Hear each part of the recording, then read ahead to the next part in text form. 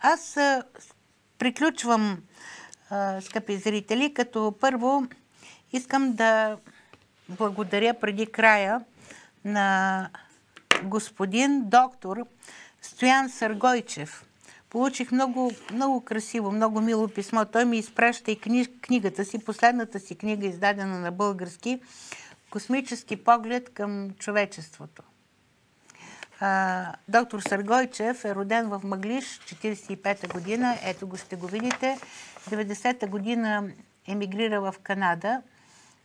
Той е известен като физик, изследовател на големи, на чудовищно значими проблеми в космологията и е автор на цяла теория, с която аз нямам нито време, нито възможност да ви занимая сега, но искам да прочета писмото на господин Съргойчев, което ме сгрява буквално. Искам, разбира се, да му благодаря и от името на моите колеги в телевизия България 24. Ето какво ми пише доктор Съргойчев.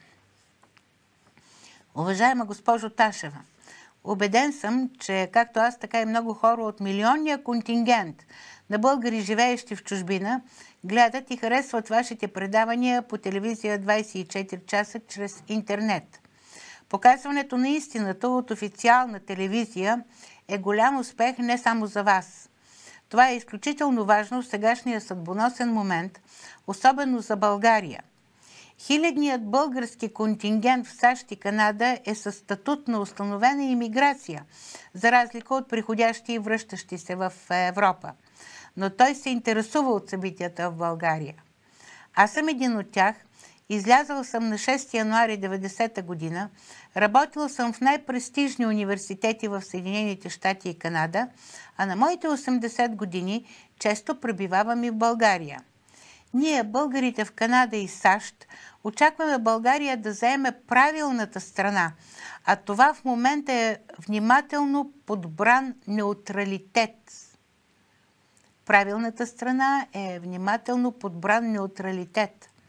Ако страната ни бъде въвлечена в отчаяните планове на сегашните ръководители на Евросъюза, никой от имиграционния контингент няма да се върне в България. Голяма опасност също е приемането на еврото като национална валута точно в сегашния момент. Тогава и малкото останал суверенитет ще ни бъде отнет. Аз имам много научни книги на английски, но ви изпращам тази последна моя книжка на български, в която съм се постарал да представя съвременния проблем на човечеството.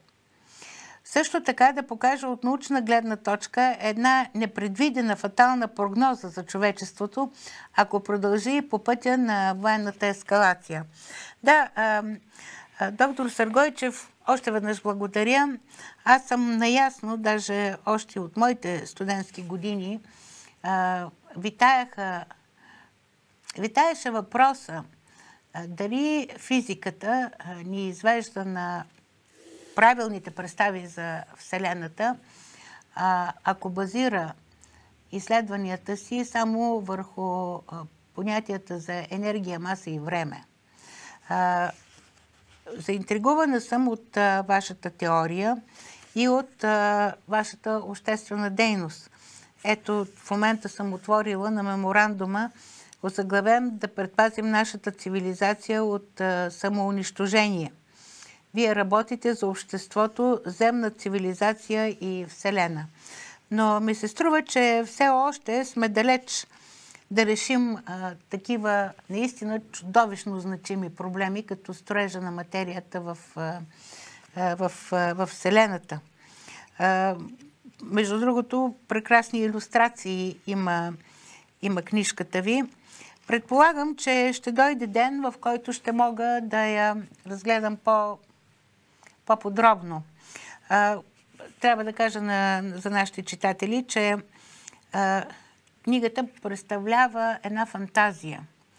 Разговор между представител на земната цивилизация, който се нарича, Грас Ведас, и един представител на далечна галактика, който се представя с псевдонима Янтар и зад който аз виждам самия автор на книжката. Още веднъж ви благодаря. Колкото до еврото, ние правим каквото можем. Доктор Съргойчев, виждате, че започва втора подписка за предизвикване на референдум. Това е всъщност третата поред. Ще бъде третата поред подписка, но първите две бяха осуетени. Това наистина е тежък удар по българския суверенитет. Но какво да правим? Дайте вие съвет. С протести в триъгълника на властта убедихме се, че не става. Необходимо е, ако трябва, национална транспортна стачка, защото транспорта всъщност е кръвоносната система на една икономика. Ако транспортът излезе в национална стачка, тогава всичко замира и така правителството може да падне. Необходими са ни нови избори, но избори, които не да възпроизведат тази пасмина, която в момента управлява, а да вкарат нови хора, българи патриоти. Ето това е необходимо. Трябват ни националисти в парламента. В парламента ни трябва про-български блок, а не про-атлантически, както се изразяваш онзи, как му беше Киро тъпото или простото, вече забравих, защото то наистина е просто и тъпо. Дори българският бизнес вече им каза в очите кой е победителя в това глобално разделение, което започна с Украинската война. Тя е запалката само. И това разделение ще продължава. Преразпределение ще има. Аз в края на предаването ще пусна само, колеги, може ли номер едно?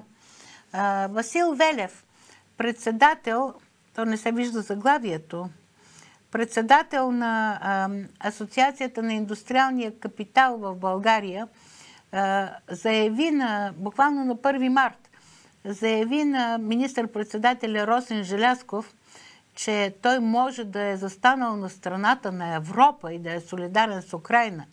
Но българският бизнес, казва Велев, е на страната на Съединените щати, Русия и Китай.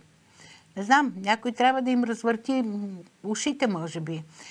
Те всъщност се правят, че не са чули какво говорят и бизнесът, и народът. Според последните сведения, Бойко Борисов щял да чака конвергентния доклад, който трябва да излезе юли месец.